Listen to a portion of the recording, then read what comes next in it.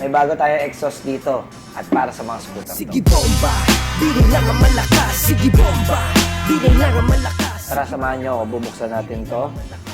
Ito yung first time na makikita ko to. Kaya tara, samahan nyo ako. Kaya unbox natin itong bago natin bili na exhaust. So bago na rin yung packaging natin lahat all the way.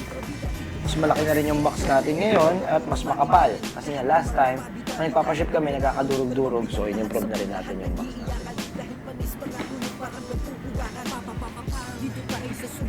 Pagbukas nyo sa loob, meron tayong konting introduction para sa ating bilhin exhaust, kung ano nga ba laman nito sa lahat. At syempre, nandito pa rin yung pinaka-importante sa lahat is yung ating warranty card. So meron yan dito. Ito yung exhaust natin, headers natin. Ito yung mga accessories niya. Meron tayo ditong konting notice para sa mga nagwo-worry about sa batas. So, meron tayo ditong konting paalala. Now, it's up to you kung paano nyo iintindihin ito. Ano? So, doon muna tayo sa main product natin. So, ito yung bago ngayon. Sing as all of dreams come true. Kapag giling yung gamit sa pagkagamit.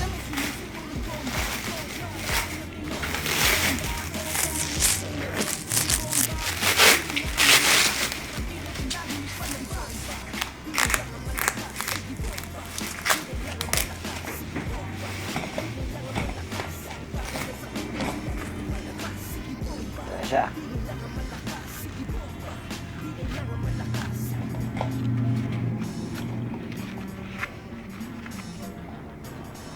Yan. Sige bomba, di lang ang malakas. Sige bomba, di lang ang malakas. Sige bomba, di lang ang malakas. Kahit para na sa So ito yung Wheeling M1 natin para sa mga 150cc and 200cc scooter. Yes, anong pinagkaiba dun sa dati nating Wheeling M1? Sa looks, konti lang pinagkaiba niyan. Pero ang sikreto nito, nasa loob. So nasa loob ang magic nito. Dahil nga naman yung issue natin dati is pag 51mm straight ang nilagay natin dun sa mga scooters natin, is nawawalan talaga siya ng back pressure or power. Ang solution is ipare-remap. E paano naman boss Arch yung mga ayaw magpa-remap? So that's why pinanganak ang Wheeling M1 na pang scooter. So, minodify namin to sa loob at kami mismo ang nagsabi kung anong klaseng materialis yung gagamitin natin dito. Dahil bakit? Kung naalala nyo, nagbiyak tayo ng Wheeling M1. So, nakita nyo yung casted versus dun sa galvanized steel natin. So, nakita nyo naman gano'ng kakapal, gano'ng katibay ito.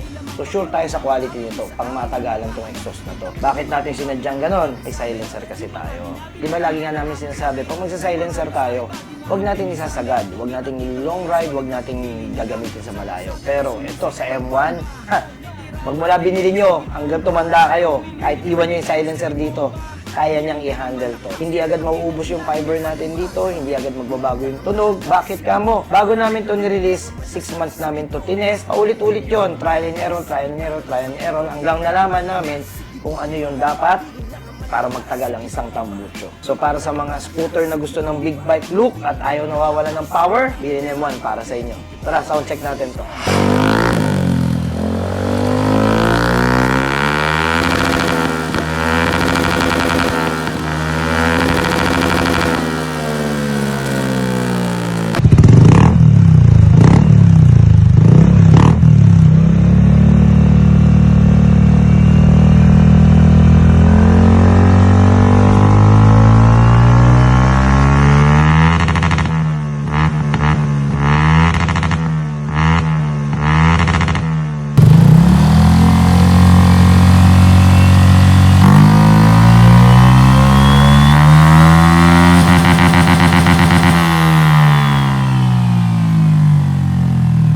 Available na to para sa Aerox and Max Click and soon sa mga ibang scooters na rin. Itodo mo, ibomba mo na maingayan. Lahat ng mga pabi-dabi